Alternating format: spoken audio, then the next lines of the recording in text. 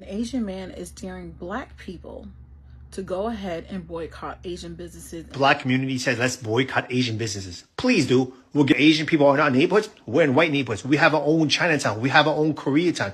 You think we really need you guys to benefit off and make money? A lot of Yes, you do. You need the black community to make money because that's what we do. I want to see your own women get on their hands and knees and do pedicures and manicures and deal with nasty ass attitudes, okay? Please. Have your own people do our nails and our feet. We do. We do. I do. I'm a black nail tech and I don't have a problem doing it. Did this man just say deal with the attitudes? Baby, let me tell you something. I am a black nail artist who started in a Vietnamese salon, worked there for 8 years. Talent has no color, baby. Okay. Then I went on to go compete on a reality show. Then I went on to go open my own business here in California. Then here I am in Hollywood. And yes, I have Asian American assistants who assist me. Yes. And I love them. This wasn't about boycotting the Asian community at first. This was about boycotting Rick Chow, who is a murderer, owner. You cannot shoot someone in the back and think that you can get away with it. That is not okay. What this man did was disgusting.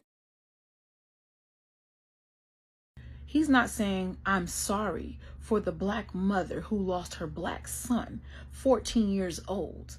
But you know what, black community? All I'm going to say is this.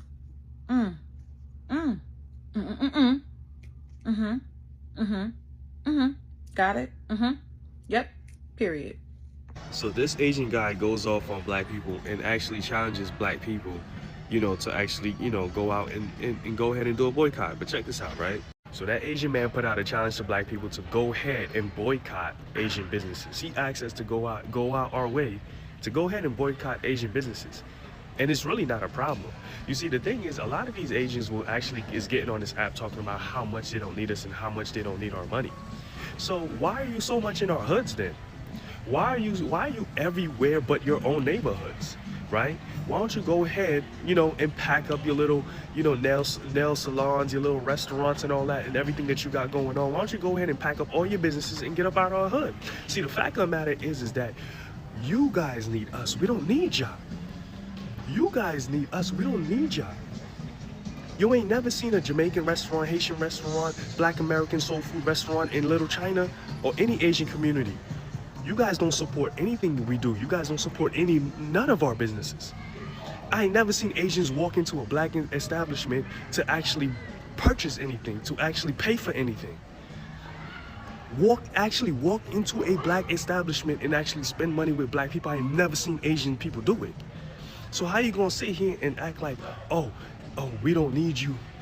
We don't need, yeah, y'all need us. The whole world need us. We don't need y'all. We put food in your baby's stomach. Every time we spend our hard-earned money, every time we spend our dollars in your establishment, those dollars are taken out of circulation from our community and is sent to your child.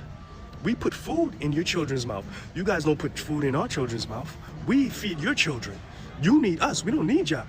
You guys don't support us for anything, and guess what? We're still good. We still good. Our kids still eat. We still look good. Our kids still go to school. We got black excellence all around us. But you guys want to highlight the worst of us and plaster it all over the media, all over the world, so you can participate in this little white supremacy game. See, the truth of the matter is that all these nationalities that be coming up around us know that black people is under economic attack. They know that black people is under economic attack, economic oppression, that there's an economic warfare that's going on against black people. So you know what they do? They take advantage of that. They come into our communities, they live among us, they stay among us, you know what I mean? They open up their businesses, they make money from us, then talk behind us, behind our backs.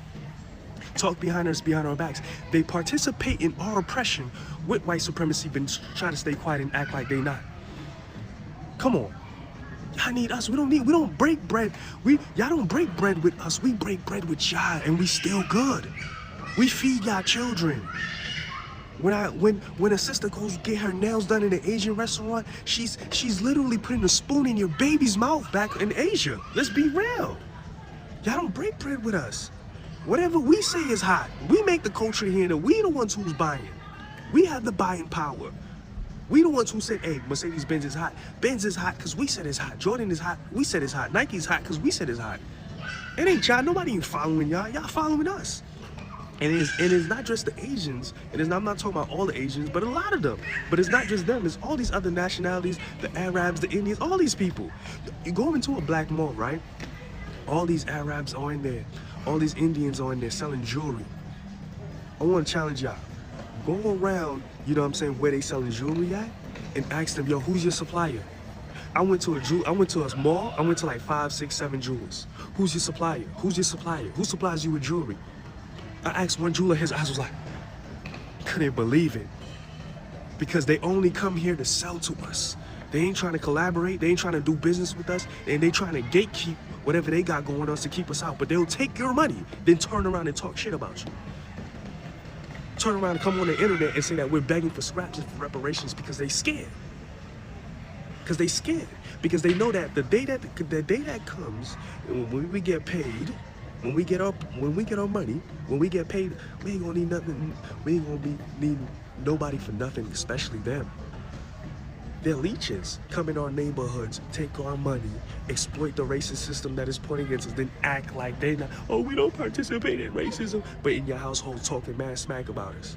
But see us and smile in our faces, just to get some money, just to get a dollar bill. And then they pack up and they go to sub-Saharan Africa. They go into Africa right now, they doing the same exact thing. Let me tell you something too, that Asian dude, the Asian lady in China Mac. The only reason, listen to this, the only reason why China is even a superpower today is because the Europeans allowed it. Okay?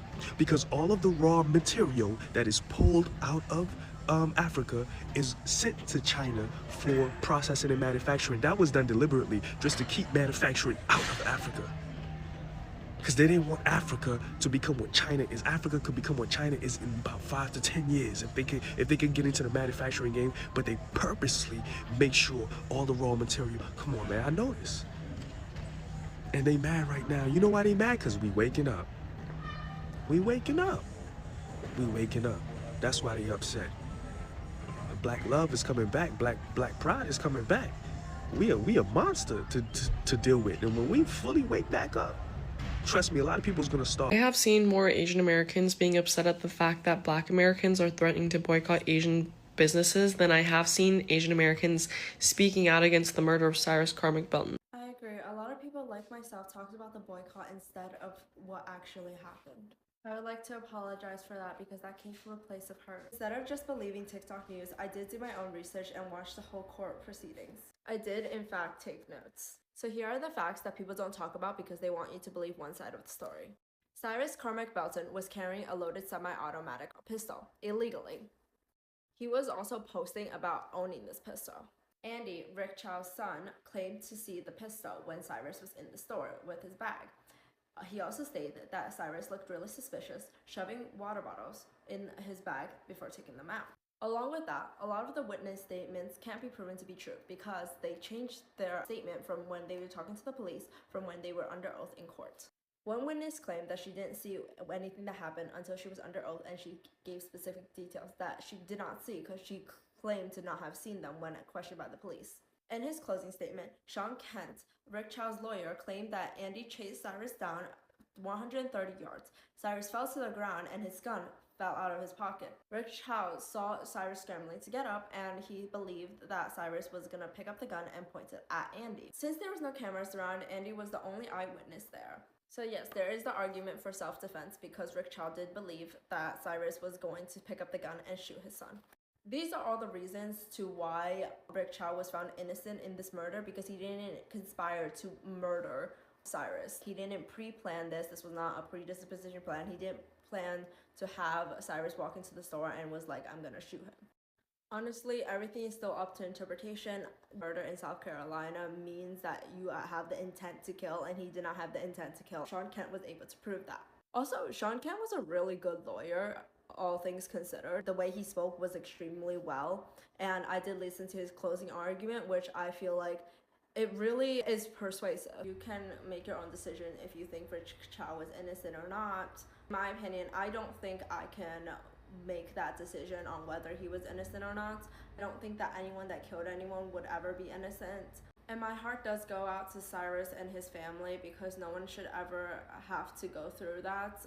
It doesn't matter if they were holding an illegal firearm or etc. I'm really sorry for what happened, and I hope his family finds peace and justice. And do you want to know why black boycotts fail? Every month I drive through this apartment complex to my black-owned dog groomer, and on every single corner I see Hispanic entrepreneurs and hustlers selling food, beverages, household supplies, beauty supplies, honey, every single corner exactly where their community lives. That is convenience, and that is what we are missing. Black people are 14% of the population, but we own just 2% of businesses that can employ at least one person. Now here's what we do. For those who cannot afford a brick and mortar, honey, we gotta take it to the corner. We have boycotted before. Latasha Harlins, George Floyd, honey. We buy black and that gets loud, and then we quiet down for the comfort of convenience. We need to be like the water boys on the corner. Buy your products wholesale, honey, and go ahead and sell retail, babe. Make your money. Talk to your apartment manager. Pay to rent the corner, honey. Get the proper permits, honey, and keep all the profit. A tent and a folding table is all you need, baby. No brick, no mortar. I led a movement called My Black Receipt, where over 17 days we had thousands of people spend $5 million in black-owned businesses in response to the protest. The movement was unsustainable because convenience beat out the commitment to buy black on a regular and consistent basis. This video is getting too long, but I have to say this. I remember this girl on TikTok, licensed lash tech, couldn't afford brick and mortar, was doing lashes in the front seat of her car. That's how dogged we need to get. Otherwise, this boycott is temporary. I'm gonna say this, man, but this Asian boycott should be permanent. There shouldn't be no 2-month trend and then we back buying their bullshit like we did with H&M, we did with Target and all of these stores. This should be permanent. These people has been disrespecting black people for the longest time. This is not new. They've been doing it. There has been shooting black child in their head. There has been shooting black child in their back. This is not their first rodeo. They've been doing it. You feel me? They take the most from the black community when you really think about it.